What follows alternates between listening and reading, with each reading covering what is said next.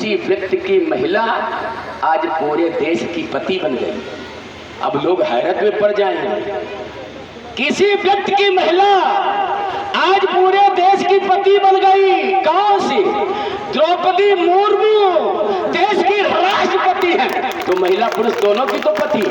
किसकी देन है? ये बाबा साहब अंबेडकर की देन है। इसके अलावा इनके पहले प्रतिभा पटेल, इंदिरा गांधी और बहन कुमारी मायावती जी रामायण की वो चौपाई छोड़ दिया था। कौन सी? को नप होए हमें कहानी और छेड़छाड़ हो बैना रानी।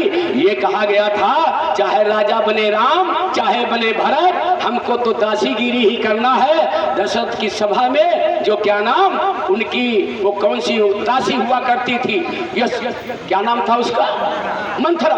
मंथरा का कहना था। लेकिन बाबा साहब अंबेडकर ने ये सब बंधन छोड़ दिया।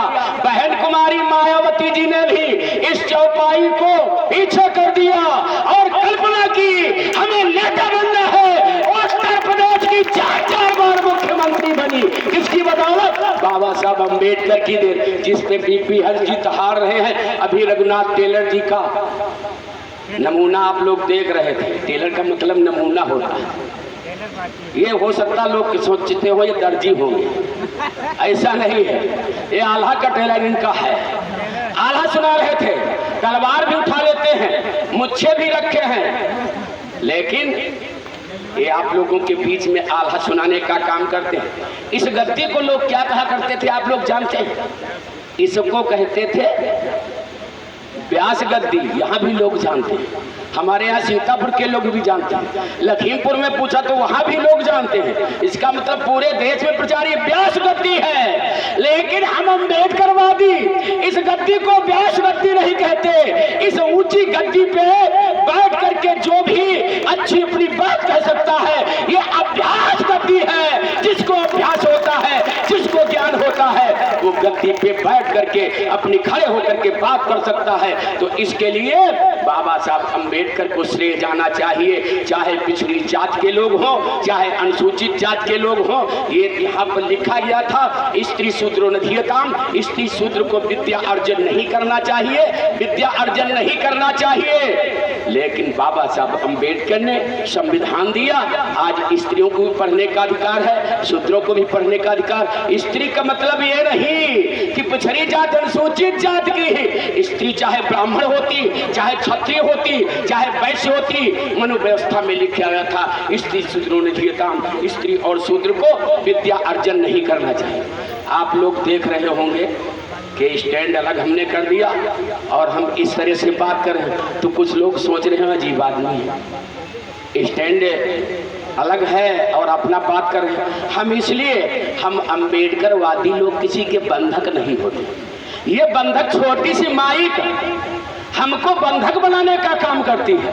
कहती है ऐसे खड़े हैं तो तुम ऐसे ही खड़े रहो। हम इधर को भी बात कर रहे हैं, हम इधर को भी बात कर रहे हैं और इसको भी नचाएं इधर उधर को तो लोग हंसेंगे। तो हम लोग अंबेडकरवादी लोग किसी के बंधक नहीं बनते। तो मैं आप लोगों से कहना बोलूंगा तो मैं इसी तरह से बोलता रहूंगा। लेकिन पहली बार ये आप लोगों के गाँव में पहली बार ये कार्यक्रम हो रहा है, इसलिए एक छोटा सा चुटकुला सुनाते अपनी बात को मैं समाप्त करूंगा। बोलूंगा तो ऐसे मैं रात दिन बोलता रहा, लेकिन एक छोटा सा चुटकुला सुन। पहली बार देखिए अजीब सा लगता है। कैसे? जैसे एक व्यक्ति था, व्यक्ति क्या? शीशा। शीशा जो है सबसे पहले नंबर में इंग्लैंड में इसकी उत्पत्ति हुई। बहुत लोग जानते होंगे। शीशा पहले इतिहास में भी आता है। शीशे की उत्पत्ति इंग्लैंड में हुई। वो दूसरे देशों में गया, प्रदेशों में गया, जिले पे गया। एक देहात का आदमी खरीद करके लाया, अपने घर को लेकर के गया। उसकी घरवाली ने कहा दिखाओ क्या लाए हो, लेकिन उन्होंने उसको दिखाया नहीं। जाकर के बक्से में रख दिया, ऊपर से ताला डाल करके बंद करके खेतों की तरफ टहलने के लिए चले गए। उसके आंखों में आंसू आ गई।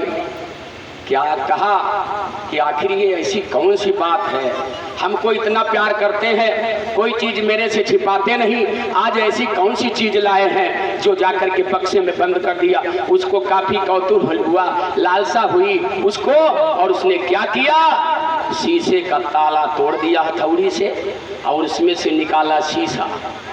शीशा उसने कभी देखा नहीं था, जैसे पहली बार जो सुन रहे होंगे लोग उनके लिए है। शीशा कभी उसने देखा नहीं था।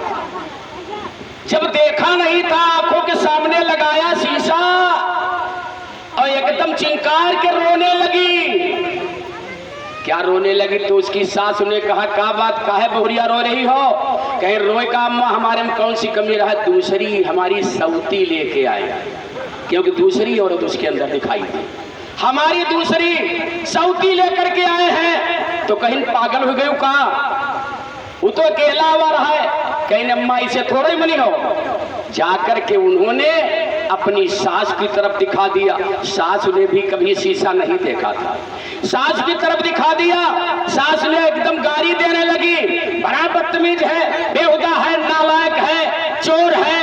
अरे इका लावक रहा तो ठीक ठाक लावा होती, ये तो 80-85 वर्ष की बुढ़िया खोकटी कनपटी तक ताक नहीं, वही का वही के आवा, क्योंकि उसमें बूढ़ा दिखाई दी।